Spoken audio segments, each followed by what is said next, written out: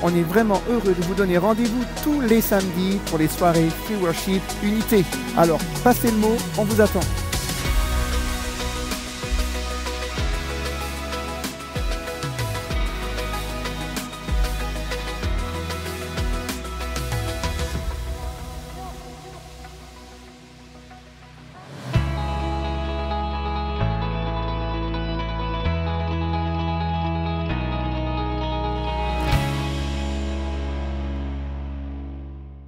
Ne ratez pas votre programme tous les mercredis.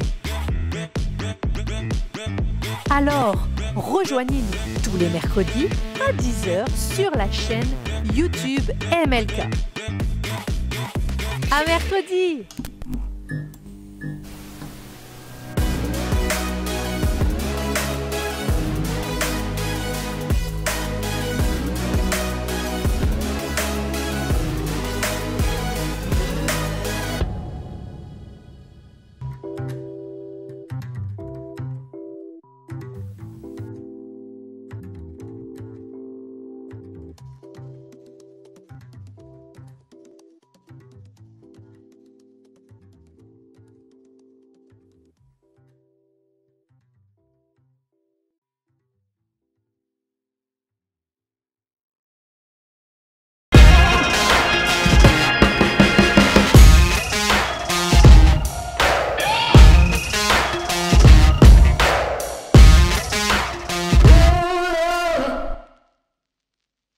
Bonsoir tout le monde. Hello les amis, j'espère que vous allez bien. On est en terrasse, sur un petit resto en bord de plage. On sirote un petit cocktail. On espère que vous aussi. Et on va répondre à vos questions dans quelques instants. Ce soir, on est vraiment bénis. On a des invités exceptionnels. Mais avant ça, encore une fois, merci infiniment pour vos partages, pour vos reposts, pour vos commentaires, pour vos encouragements. Merci infiniment, vraiment, c'est trop bon. Merci beaucoup. Et du coup, comme tous les vendredis soirs, nous avons deux invités. Et là, c'est un couple ce soir. Roulement de tambour. Ça, c'est des tambours. C'est des maracas, c'est pas des tambours. C'est pas grave. On fait des questions musique ce soir. Bonjour. Yes, bienvenue les amis. Bienvenue. Comment ça va alors? Ça va, par la grâce de Dieu. Ouais, ça va. Excellent. Dites-nous qui vous êtes. Si jamais il y a quelqu'un qui ne vous connaît pas, ça peut arriver. Dites-nous qui vous êtes. Eh ben, Emeraude m'a dit avant de nous présenter. Donc, on est un jeune couple marié depuis 8 mois. Ouais, félicitations. Heureux par la grâce de Dieu. Et 8 ou 9, on arrive au 9e. Ah, te trompe pas sur la date. Ouais, mais c'est pas encore des années, c'est des mois, donc ça va. Et voilà, par la grâce de Dieu, on évangélise, on prêche la parole de Dieu, on organise des conférences, et on essaie d'apporter le focus sur Jésus, quoi. Waouh, c'est extraordinaire. Bravo pour tout ce que vous faites. Elle me soutient beaucoup. Waouh, merci.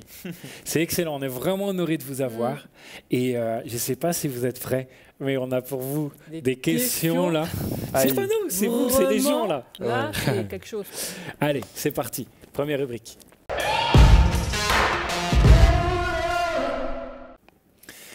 Ok, on a 4 questions de niveau international ce soir. Ce sont vos questions en plus. Ce sont lesquelles, Delphine? Alors, 4 questions. Écoutez bien. La question 3 seuls et dignes. La question Wi-Fi. La question ça se fait pas. Ça vous aide d'avoir les titres. Hein. On sent que... Et enfin, pour finir, la question capillaire. Alors, qu'est-ce que vous choisissez? Quel titre vous inspire le plus? Wi-Fi. Hein. Ok. Ouais, Vous êtes prêts? Ok. Question marche. Wi-Fi. Écoutez bien. Comment entretenir la relation avec le Saint-Esprit? Tu commences? Eh ben, Emeraude m'a beaucoup appris cela. Emeraude m'a beaucoup parlé de cela quand on s'est rencontrés. Et c'est vrai que j'ai commencé une vie chrétienne où j'allais à l'église et je connaissais un petit peu le Saint-Esprit, mais je le voyais plus comme une force ou comme une puissance, un peu comme si c'était l'électricité de Dieu. Mais je n'avais pas compris qu'il avait des émotions et je n'avais pas compris qui il était. Et je pense que pour être proche de quelqu'un, il faut apprendre à le connaître. Ouais, complètement. Et plus j'ai appris à le connaître, plus j'ai appris à le reconnaître. Plus j'ai appris à le connaître, plus j'ai vu qu'il avait des émotions, plus j'ai appris qu'il était une personne. Et en fait, un jour, dans cette chambre, je me rappelle, ça devait être en 2017, 2 ans après que j'avais fait ma rencontre avec le Seigneur, et ben, j'ai levé mes mains et j'ai dit, Saint-Esprit, je te demande de venir dans ma vie. En fait, je lui ai parlé avec tout mon cœur. J'aime bien dire des fois, vaut mieux un cœur sans mots que des mots sans cœur. Je ne sais pas tellement quoi dire, mais je lui parlais avec mon cœur et je lui disais, Saint-Esprit, j'ai besoin de te rencontrer. Et une fois que j'ai fait cette rencontre, ça a pu être un problème d'avoir une relation avec lui. Ça a été très naturel. Je lui disais bonjour le matin, je l'invitais dans ce que je faisais. Et j'ai appris à tout simplement le rencontrer. Et ça n'a pas été difficile pour moi derrière d'avoir cette relation parce qu'il y avait une vraie rencontre. Et je pense que si c'est difficile pour toi d'avoir une intimité avec le Saint-Esprit, peut-être que tu as besoin d'une rencontre avant. Des fois, on cherche à avoir une intimité avec quelqu'un qu'on n'a pas rencontré. C'est très très bon. C'est bon ça. Yes. Oui. Madame. Moi, si je peux répondre à la question, c'est comment Dieu m'a amené à avoir une relation avec le Saint-Esprit. C'est en fait, il m'a mis à part. Au début, je ne comprenais pas pourquoi Dieu m'éloignait de mes amis. Mais une amie m'a dit, la tristesse que tu sens, la solitude que tu sens, c'est en fait, c'est la place que Dieu doit prendre. Et en fait, donc, je vais raconter un peu un témoignage. C'est j'étais en stage et j'étais tout le temps toute seule. Et à un moment, en fait, je me suis dit, bon, Dieu, je ne te connais pas vraiment, parce qu'on connaît souvent Dieu, on va souvent à l'église, on n'a pas cette relation avec Dieu. Et en fait, je commençais à aller manger toute seule et je parlais à Dieu. Et en fait, je mettais mes écouteurs, du coup, je faisais croire aux gens que j'étais en train de chanter. En fait, j'étais en train de parler avec Dieu. Et en fait, c'est comme ça que j'ai commencé à avoir une relation avec le Saint-Esprit. Et même quand je marchais pour aller de la gare à la maison, je commençais à prier, je commençais à parler avec Dieu, mais c'est pas vraiment prier, parce que les gens se disent quand on prie, il faut être par terre, il faut prier pendant des heures. En fait, non, je parle avec Dieu, je lui racontais ma journée. Comme tu me parles à moi, en fait. Oui, exactement. Et je parlais, et je mettais mes écouteurs, je parlais à Dieu, et c'est fou, je commençais à prier en langue dans la rue, et c'est là que Dieu me parlait, il me disait vraiment des choses très claires sur ma vie, mais tout simplement en marchant dans la rue, en fait. Et comment j'ai développé cette relation avec le Saint-Esprit? C'est tout simplement en me réveillant, en lui disant bonjour, en l'invitant dans ma journée tout simplement, et en le considérant dans ma journée comme une personne qui est toujours avec moi, et pas comme une puissance qui agit comme ça. Exactement. Et moi, je dis donc souvent que l'Esprit Saint, c'est mon associé. En fait, voilà, le matin, je me réveille et je dis, voilà, on est vraiment ensemble, on marche ensemble, on est deux, on discute ensemble. Comme mon associé, quoi. Tu es comme mon collègue. On est ensemble, en fait. Et c'est vraiment une personne à part entière. C'est pas juste une puissance qui est par-ci, par-là, peut-être dans l'atmosphère. Non, c'est vraiment du quotidien, quoi. C'est exactement ça. J'aime beaucoup, en fait, ce que vous apportez parce qu'on se rend compte que c'est une personne. Et puis, on est tous différents. Et en fait, nous avons une relation avec cette personne qui dépend de qui on est, de comment on fonctionne. Avec la musique, sans la musique, seul dans la chambre, dans la rue, dans les transports, peu importe. Il peut être toujours là avec nous. Il n'y a pas une méthode. Non. Il y a des principes. C'est une personne, une rencontre. Puis après, voilà. Et comment dire, il y a connaître et connaître. Je connais Lionel Messi. Je sais qui c'est. Mais lui, il ne me connaît pas. Non. Et puis, je connais certaines choses de lui. Mais lui... mais je ne le connais pas. Et en fait, il faut que j'ai cette relation-là. Je ne veux pas que Dieu soit juste quelqu'un dont j'ai entendu parler, dont j'ai regardé des choses sur Internet ou dans des bouquins, quand même ce serait juste la Bible. Je veux que ce soit plus que ça. Et le Saint-Esprit est une personne, et je veux le connaître, et je vous encourage à le faire. Exact. Merci pour vos réponses, c'est super. Alors, question suivante. Je me suis perdue dans mes notes, veuillez m'excuser, c'est bon. Alors, le coucou montage. La question... 3 seuls et dignes, la question ça se fait pas, ou la question capillaire? Choisis. Non, choisis. Ils sont trop mignons. Ça se fait pas directement. Ok. Non. Si, je pense à celui-là. Ouais. Alors laquelle? Ça se fait pas. Ça se fait pas. Ça se fait trop pas. Alors, c'est une question qui est quand même assez... assez... Ah là, c'est une vraie question. Une vraie question. Ok. Est-ce un péché de ne pas vouloir d'enfant? Voilà. C'est pas facile. Hein. Ça, c'est quelque chose. À votre avis? Eh ben, moi, je pense que au-delà de la lettre qui tue, On a une relation avec le Seigneur. Et le Seigneur, en fait, souhaite changer notre caractère. Mais quelque part, il peut travailler aussi avec notre personnalité. Et moi, j'ai pu rencontrer des personnes qui m'ont dit, je sens que je ne vais jamais me marier. Et je ne sens pas qu'il va pécher, en fait. Je sens que c'est comme si c'est ce que le Seigneur dépose dans son cœur. La Bible déclare que Christ dépose le vouloir et le faire. Et puis, très souvent, tu es quelqu'un qui a plein de manières de penser, en fait. En arrivant en Christ, tu as un petit peu quelque chose de programmé, un mindset un peu déjà fait. Et Christ te renouvelle. Christ te transforme. Et en fait, quand Dieu te renouvelle, si tu ne voulais pas d'enfants, il peut te donner l'envie d'en avoir. Mais si tu voulais avoir des enfants, il peut te dire également, reste seul, car je t'ai consacré pour mon œuvre.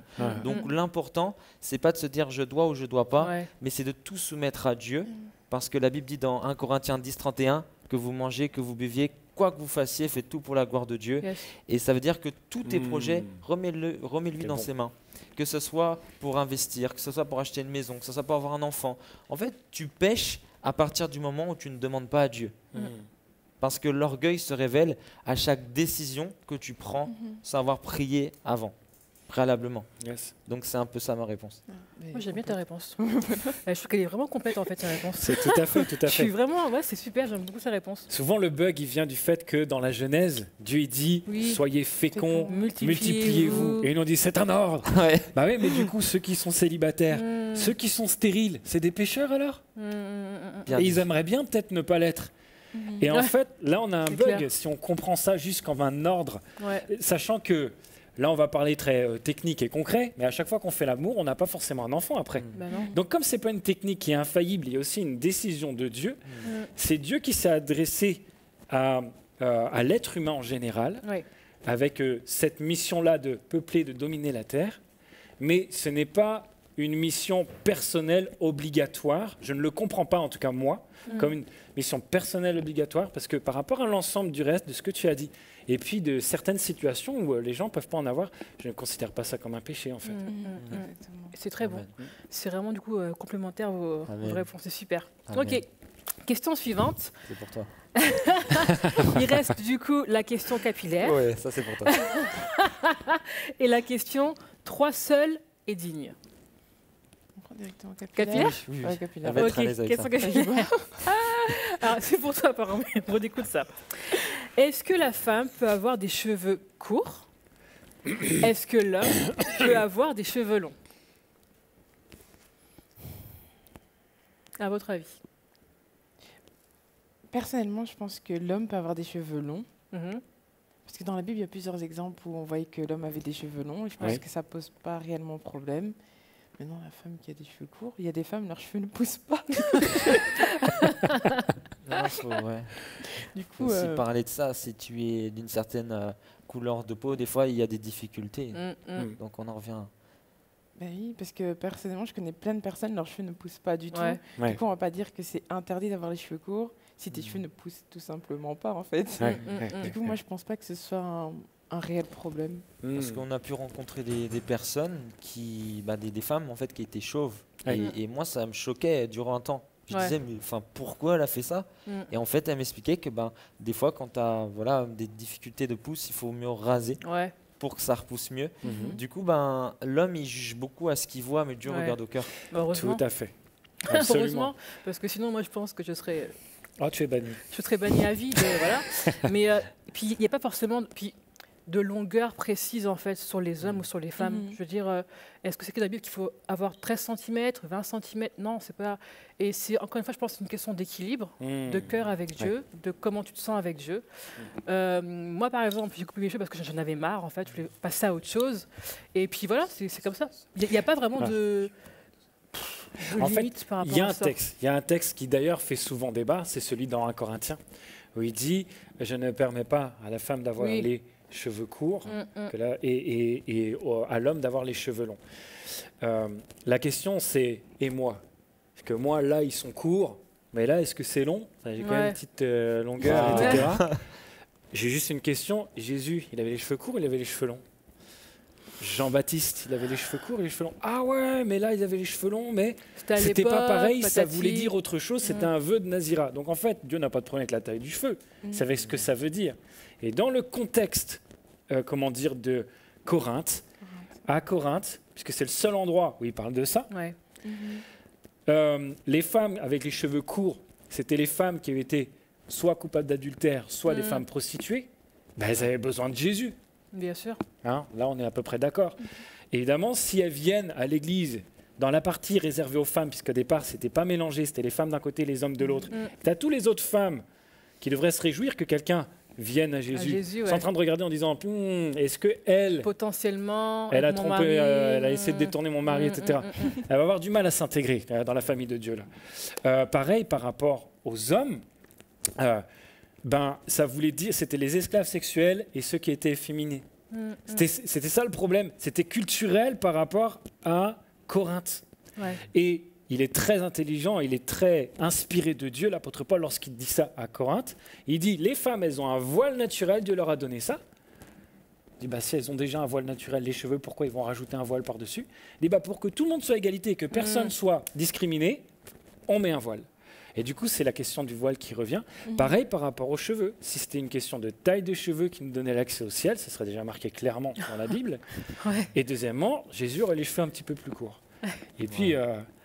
8 cm, c'est court ou c'est long? Enfin, c'est chaud. À un moment, ça dépend. Qui juge finalement de la longueur? Les Maasai, ils ont les cheveux longs, les hommes, et les femmes, ils ont les cheveux rasés. Si c'est l'inverse, ils ont la honte, ils peuvent être exclus. C'est super dur. Donc, on ne va pas appliquer un truc comme ça qui n'aurait pas de sens. Et je me rappelle même d'un pasteur qui m'avait dit, il m'a dit, fais pas la même bêtise que moi. Il était très vulnérable à ce moment-là, et je le remercie vraiment. Il me dit, un jour, jeune pasteur, plein de zèle, j'ai vu une femme qui avait les cheveux courts dans l'église, je lui ai interdit, tant qu'elle n'avait pas les cheveux longs, de prendre la Sainte Seine. Elle a dit d'accord, parce qu'elle s'est soumise à mon autorité. En fait, elle avait le cancer avec son traitement, elle ne pouvait plus avoir de... Ses cheveux sont tombés, tout ça. Il dit, je m'en suis voulu, j'avais honte de moi.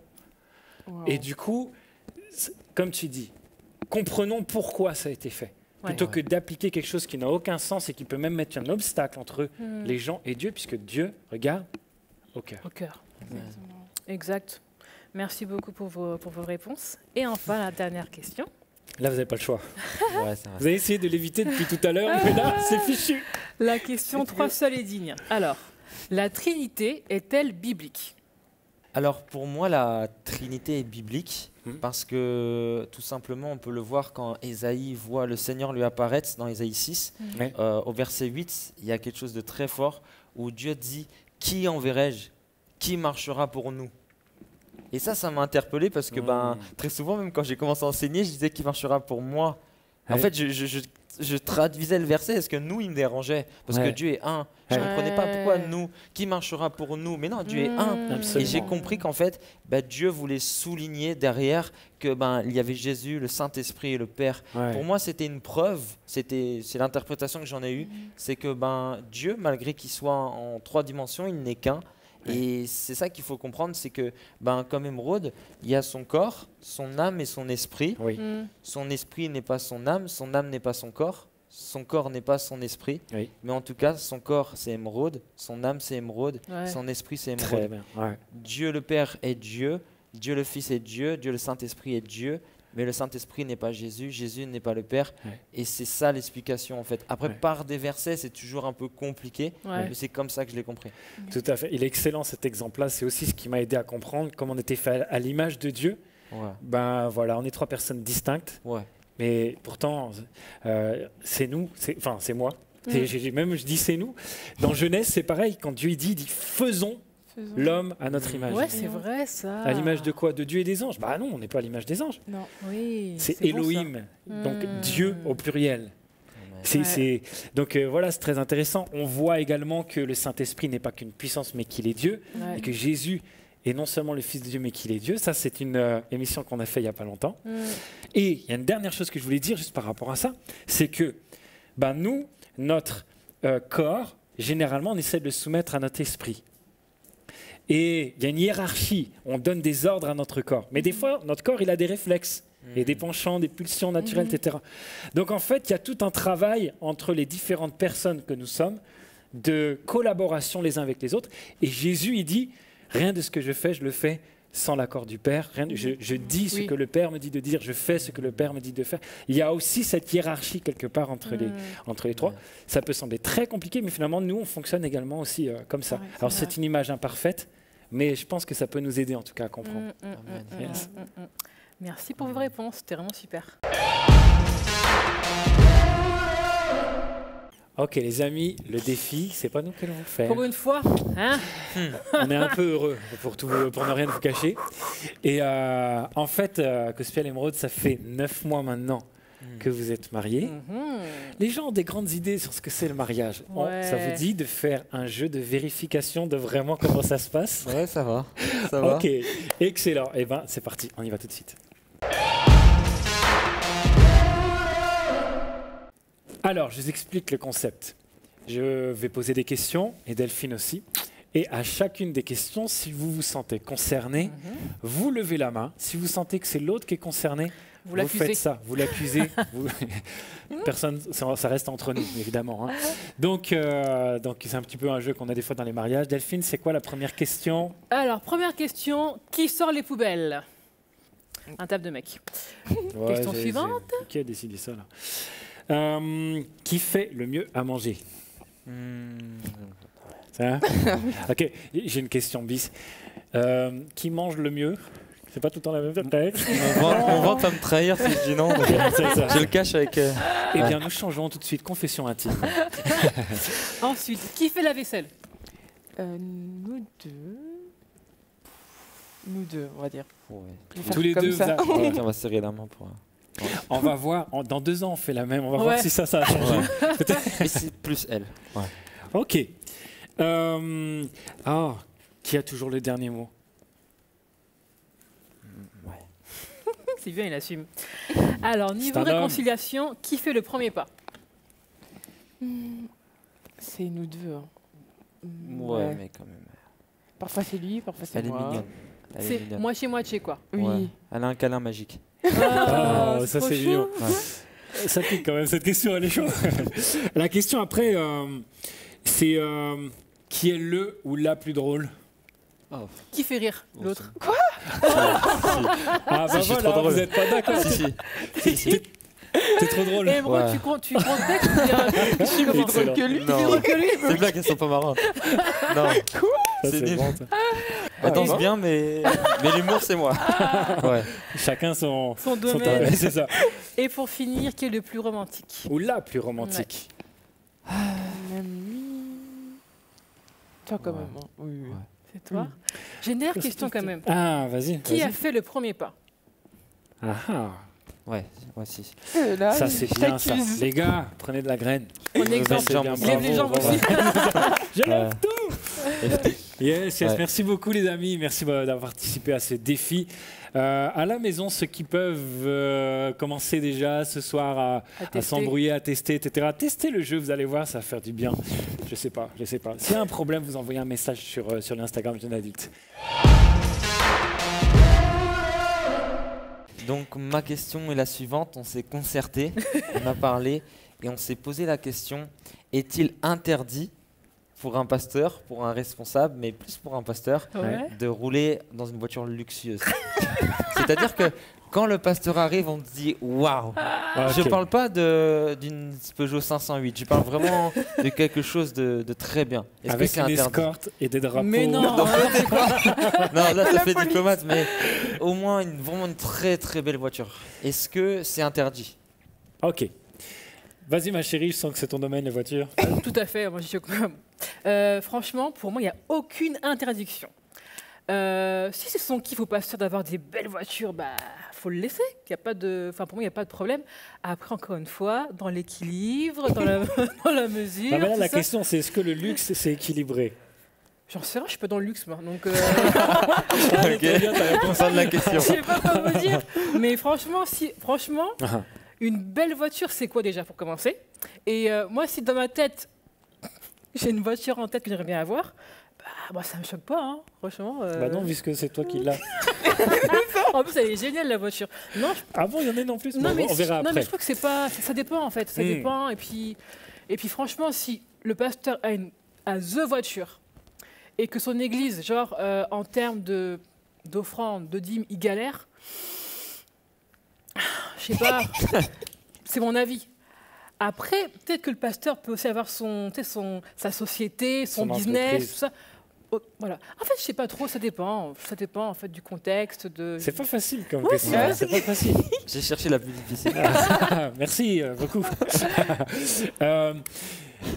En fait, c'est dommage de juger quelqu'un sur juste la voiture qu'il a, d'un côté. Mais d'un autre côté, si tu prends soin de gens qui, tous, les uns après les autres, enfin une grande partie d'entre eux, sont vraiment dans une difficulté financière, pas juste de gestion, mais que des travailleurs pauvres. Il y en a aussi pas mal dans les églises. Ils bossent, mais c'est dur, quoi. Bon, c'est là où aussi on peut dire, est-ce que ça va pas être une pierre d'achoppement? Il y a des choses sur lesquelles c'est pas un péché pour toi, parce que ça ne devient pas ton Dieu, ta voiture, veille à ça quand même, hein. Là, c'est à proscrire. À partir du moment où ce n'est pas un problème entre toi et Dieu, essaie de voir, si jamais il y a un truc qui t'interpelle, je dis, par rapport aux autres, ça peut être un problème. D'un autre côté, le regard des autres peut être aussi un dictateur sans pitié aussi. Donc vraiment, c'est une question d'équilibre et c'est l'appréciation de chacun, je crois. C'est ça. Pour ma part, moi, je ne prendrais pas une voiture aujourd'hui avec un luxe, on va dire ostentatoire, quelque chose comme ça, parce que j'en ai pas besoin. Oui, c'est vrai aussi. J'en ai juste pas besoin. Par contre, je ne suis pas contre d'avoir une belle voiture, vraiment de qualité, dont j'ai besoin. Voilà, c'est ça, moi, comment je pense aujourd'hui. C'est pas interdit, je pense pas. Merci beaucoup pour votre question bien salée, là. C'était intéressant, c'est bien répondu. On va mettre le ventilo. J'ai transpiré du front ou pas? C'est quoi?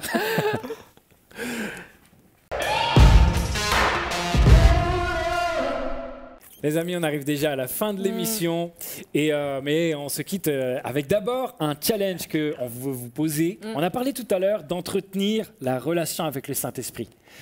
Eh ben, on veut vous mettre au défi d'avoir 30 minutes cette semaine.